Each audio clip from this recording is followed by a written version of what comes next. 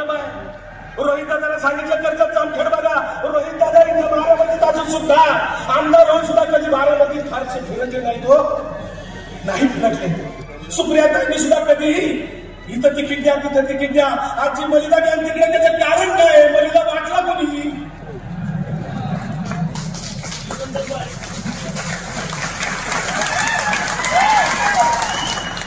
दादा म्हणतात मी वाढते, सगळ्या महाराष्ट्रात सांगतात, पुणे जिल्ह्यात सांगतात मी वाढते आणि मी वाढतो. मी वाढण्याची ओळख असेल तर तुम्हाला जास्त वाढ मिळेल. अहो दादा, तुम्ही जे जेवण वाढता ते जेवण कोणाचं आहे? त्या जेवणाचे मालक कोण आहे? दादा तुम्हाला कामच सांगायची असतील ना, विकास कामं विकास कामं विकास कामं. तुम्ही जुलै 2023 नंतर जे एक फुल दोन हात मंत्रिमंडळ आहे तुमचं, त्या मंत्रिमंडळात आल्यावर काय काय केलं ते सांगा. आधीच सांगू नका. आईच्या पिठावर निवडायला काय लागतं? विकास निवडण्याला जर पालकमंत्री केला असतं तर मी बी पाठवतो असतो ना.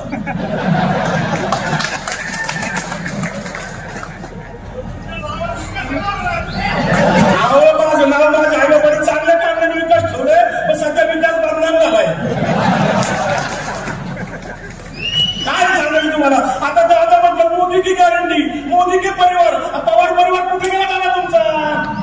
तुम्ही मोदी परिवारात घुसला कसं काय? ज्या मोदीने तुमच्यावर 4 दिवस अगोदर तुम्ही जायच्या आधी 70,000 कोटीचा आरोप त्या भोपाळच्या सभेमध्ये केला होता, देवेंद्र फडणवीस बैलगाडीभर पुरावे घेऊन येणार होते.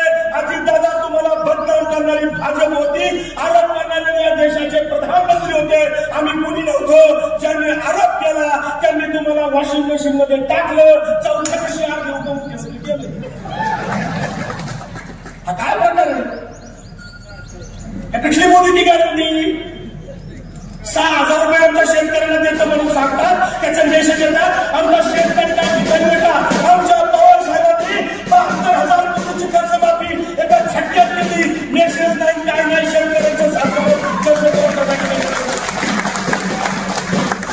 पवार साहेबांनी काय कामं केली हे आपल्याला सांगायची गरज आहे का?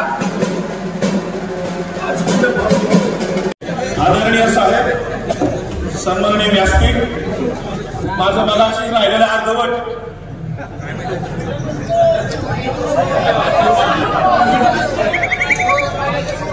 पहिल्यापासून घ्या, पण आता झालेले मुद्दे रिपीट नाही करत. माझ्याकडे 150 मुद्दे आहेत, 1 तास लागेल. मला आनंद आहे याचा की मी भाषण करत असताना तिकडे आरती होती, इकडे नारळ फुटतोय, याचा मला आनंद आहे. विजयाची तुतारी वाजलेली आहे. ज्या ज्या वेळेस पवार साहेब इथे या हनुमान मंदिरामध्ये येऊन नारळ फोडतात तेव्हा इथे विजयच असतो, हे संबंध देशाला महाराष्ट्राला माहिती आहे. मित्रांनो, मी मगाचे जे काही मुद्दे होते ते रिपीट न करता आता पुढे जातो. मुद्दा आपला कुठपर्यंत आलता? 72,000 कोटीची कर्जमाफी. हे 6,000 पाठवतात, 3दा मेसेज करतात, कॉल सेंटर मधून फोन करतात, 2,000 मिळाले का? अहो ते 2,000 आमच्या कुटुंबियातल्या सगळ्याचे मोबाईल रिचार्ज करायला सुद्धा पुरत नाही. इतकी शेतकऱ्यांची चेष्टा लावली.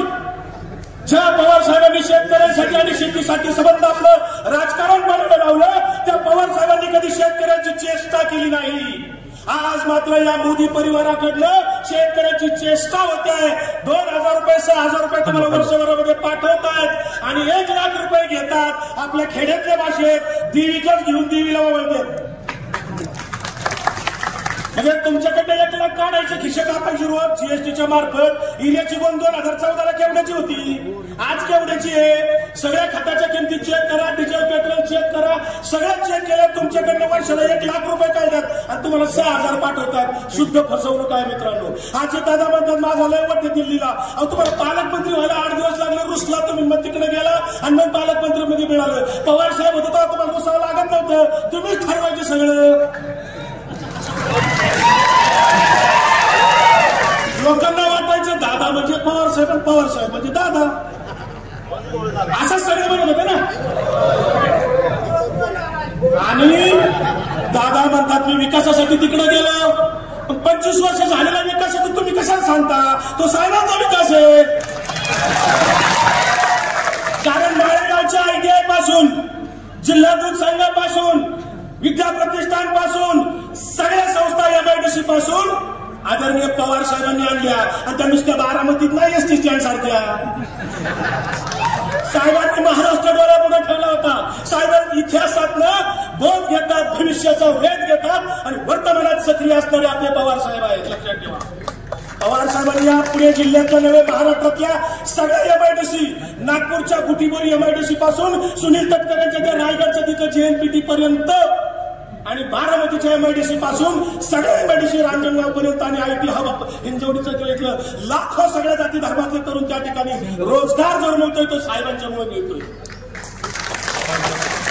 पण पुणे जिल्ह्यामध्ये जी काय ब्रिटिश काळातली 2-4 धरणं जर सोडली तर 5-6 धरणं जवळपास साहेबांनीच बांधलेली आहे. दादा तुम्ही एखादं धरण बांधलं का?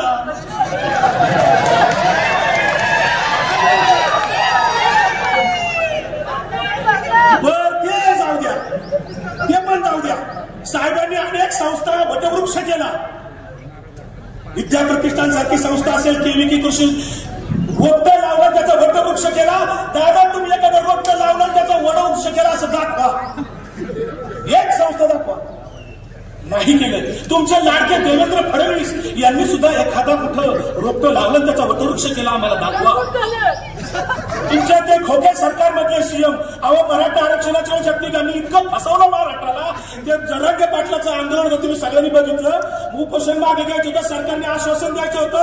हे पत्रकार परिषदेसमोर आले, सगळे पत्रकार मंडळी इथे आहेत. एकनाथ शिंदे साहेब स्टेजवर आले, पुढे माईक मांडले होते. एकनाथ शिंदे साहेब म्हणले आपण बोलून मोकळं व्हायचं. आजी दादा म्हणले इट्स ओके आणि फडणवीस म्हणले माईक चालू आहे. अहो किती फसवतात, दिवसा डोळ्यात धुळफट करता तुम्ही. ओबीसींना सांगितलं मराठा तुमचा शत्रू आहे, मराठ्यांना सांगितलं ओबीसी तिकडे शत्रू आहे. ओबीसींना उचकवायला तिकडे फडणवीस भुजबळांना पाठवलं, इकडे एकनाथ शिंदेला पाठवलं आणि अजितदादा दोन्ही एंट्री नव्हती. काय प्रकार जाती जातीत भांडणं लावणं, ते निर्माण करणं.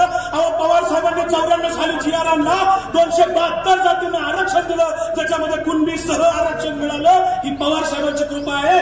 सगळ्या जाती धर्मांना 272 यांनी मात्र कॅबिनेटचं आश्वासन दिलं धनगर समाजाला. बारामतीमध्ये मोठ्या तोराने बोललं 2014ला 10 वर्ष झाली तरी धनगर समाजाने तोंडाला पानं पुसली.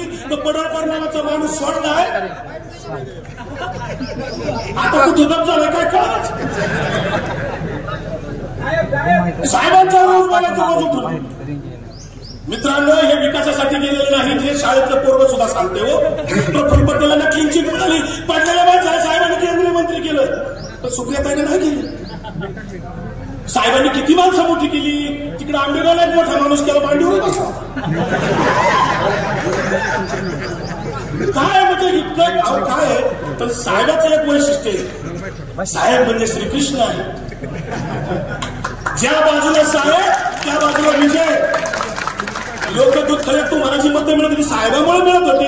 हे म्हणतात सुप्रियाताई माझ्यामुळे निवडून येत होत्या. मग साहेब काय करत होते? किती फेकापिकी. मला टीका नाही करायची पण प्रश्न विचारायचे साधे. हो तुमचा एवढा होते दिल्लीत आमच्या कांद्याची निर्यात बंद केली. दादा अमित शहाला भेटायचं होतं, तेवढं निर्यात बंदी उठवायची होती. आमच्या शेतकऱ्यांचे कोट्यवधी रुपये तुम्ही कापले, निर्यात बंदी करून शेतकऱ्याच्या तोंडात पानं पुसली, दुधाचे भाव वाढले. किती गोष्टी सांगता येतील. अहो पवार साहेबांनी एफआरपीचा कायदा 2009 मध्ये केला म्हणून एफआरपी नुसार ऊसाची बिलं मिळतात साहेबामुळे. सगळ्या साखर कारखान्यांना वीज बिल प्रकल्प असेल, जी काय उपपदार्थ प्रकल्प आहेत हे साहेबांनी कायदा सुरू केलं. पण साहेबांनी मात्र कधी भेदभाव केला नाही. विरोधी पक्षाचा आहे की आपला साहेबांनी विकास कामामध्ये कधी राजकारण केलेलं आहे. पण हे भाषे मांडव बांधला गेला ना, अशोक पवारांना सांगितलं तू कारखाना कसं चालू करतो बघ. असं कुठं असतं का दादा? हे तुम्ही शिकला. कालचं उदाहरण मी जास्त वेळ देत नाही. साहेबांना जायचं, ताईंना बोलायचं. मला खूप बोलतोय, मी 2 तास बोलेल पण पुन्हा येईल शेपट चालू छापले. मुद्दा साहेब हे म्हणतात की यशवंतराव चव्हाणांचा फोटो लावले. लावतात सध्या. काय यशवंतराव चव्हाणाचे कोणते विचार तुमच्या बरोबर आहे? या खात्या विचार सांगा आम्हाला. आता मला सांगा, काल हे संभाजी भिडेला भेटले. किडेला काय ते संभाजी भिडे त्या म्हाताऱ्याला भेटले. ज्या म्हाताऱ्याने आपल्या सावित्रीबाई फुले महात्मा फुलेंचा आव्हान केलाय, ज्याने संत तुकाराम महाराजांचं आव्हान केलंय, त्या भिड्यासोबत काल दादा मिटिंग करतात. दादा हा यशवंतराव चव्हाणांचा विचार नव्हता. आपले डॉक्टर अमर कोल्हे शिरूर लोकसभा मतदारसंघातले. अहो यांना 4 जागा मिळाल्या, फुटले तर आम्हाला 9 लोकसभेला मिळतील, 90 विधानसभेला मिळतील. हे सगळे फसणारे 4च मिळाले. बळबळ 4 पटे घालून. तिथे मी बारामध्ये उभं राहिला कोण नाही गेले देण्याचं वहिनी उभं केलं. तिकडे शिरूरला कोणी उभं राहिलं मिळाला त्या आठवड्याला वर्षात 3 वेळा पक्ष बदलायला होता. तिकडे धाराशिवला पाहुणे उभी केली आणि ती म्हणते मी कमलाची. आणि तिकडे प्रदेशाध्यक्ष बळच उभा केला ते मी उभं राहतोय कसं काय बघू कळलं साहेब जाणार या 4 मधला या चॅनलवाल्याने सांगितलं 4 मधला एकही येणार नाही.